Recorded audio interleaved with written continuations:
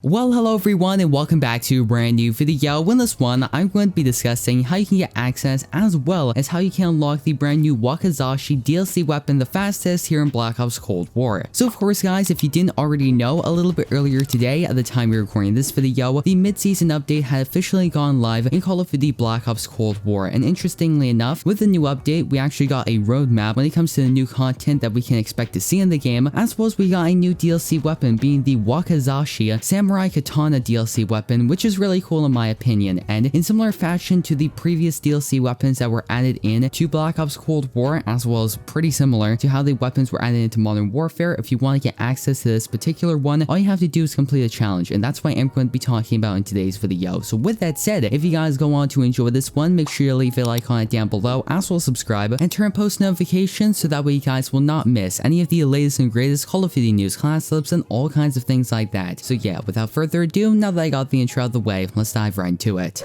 Okay, so let's start right from the top. Of course, after you download the new update for Cold War and you head over to your creator class and you select your secondary weapons and you go over to the melee category, you are going to be seeing the Wakizashi, which is of course a Samurai Katana DLC weapon, and you will be seeing the challenge that you have to complete if you want to unlock it. And the challenge states, with the combat knife equipped, execute 2 finishing moves in 10 different matches. Now, unlike some of the other DLC weapon challenges, this one is a little bit more difficult. You know, you actually have to get 2 executions in the game and you have to do that 10 different times to unlock it. However, if you have the right class setup and if you're playing on the right map, it's not really too bad, and let's actually talk about that a little bit. So of course, for your class setup, you are going to be having to run the combat knife, which is pretty straightforward because of course you have to have the combat knife equipped and out when you're doing your execution if you want it to count. So just make sure to keep that in mind. And now let's talk a little bit about your tacticals, because if you're running the right tactical, you can make this challenge go by a lot quicker. And the main 3 tacticals that I would highly recommend is either the stun grenade, the smoke grenade, or the flashbang. Now the stun grenade and the flashbang are kind of lumped together, being that you can use those 2 if you want to stun an opponent so that way you can get the execution, and then alternatively you guys could be using the smoke grenade if you want to throw it down where enemies are and then you can sneak up behind them and get the execution. Both of them work and both of them are very effective. In addition to that, you guys can also run the danger close wildcard, which will allow you to equip 2 tacticals, so that way completing this challenge will be a little bit easier because you'll have 2 tacticals instead of 1, which will prove very useful. So now let's talk a little bit about your perk setup. Personally, some of the perks that I would recommend would be 1, Spycraft, because Spycraft allows you to not pop up on personal radars, which are really important because what a lot of people do is they sit in a certain area, they put down the personal radar, and then they watch the map and they have the personal radar, so if anyone sneaks up behind them, they're naturally going to know that and they'll probably pull out their shotgun and kill you. However, if you are going to be using Spycraft, you won't pop up on those personal radars, so you can sneak up and get the execution. In addition to that, I would also recommend the Tracker perk, which is extremely useful because this particular perk allows you to see enemy footsteps, which is useful if you're trying to track where people are going to be going, hence of course the name of this perk. So that's it for the perk setup. Now let's talk a little bit about some strategies that you can do to complete this challenge the fastest. So first and foremost, I would highly recommend that you play the Nuketown 24/7 playlist if you want to get this done the quickest, and that's just because Nuketown is a very small map, so it means you are going to be constantly running into people and giving you plenty of opportunities to get those executions. So what you'll want to do is join up into a game of Nuketown and use your combat knife, and then sit and wait and hide in certain locations where you think enemies are going to run by. For example, you guys will see in the gameplay, what I do is I run into the enemy's house and I sit in the top bedroom where people tend to go, and I wait for the enemy to run up and go into the house, and while they're looking at the street down below, I'm able to run up and get the execution. And of course, since I have Spycraft as my perk, I'm not going to be popping up on that person's personal radar. And of course, once again, you only need to get 2 executions, which isn't too bad. So once you follow that strategy and you get those 2 executions, you can switch over to whatever class up that you want to use, finish off the game, and then of course rinse and repeat that 10 times, and then of course you are going to be getting the new katana. And a lot of people were wondering this because you could use this strategy back in Modern Warfare, and that is you get your 2 executions and quit the match and then do that 10 times. Unfortunately, you cannot do that in Black Ops Cold War. You have to finish the match if you want it to count. So yeah guys, with that said, that's going to effectively wrap up today's video. I hope you went on to enjoy it, and if you did, don't forget to leave a like on it down below, as well as subscribe and turn post notifications so that way you guys will not miss any of the latest and greatest Call of Duty news, class clips, and all kinds of things like that. And yeah, once again, that's going to effectively wrap up today's video. I've been your host, Steve Jungle, and I hope to see you in the next one.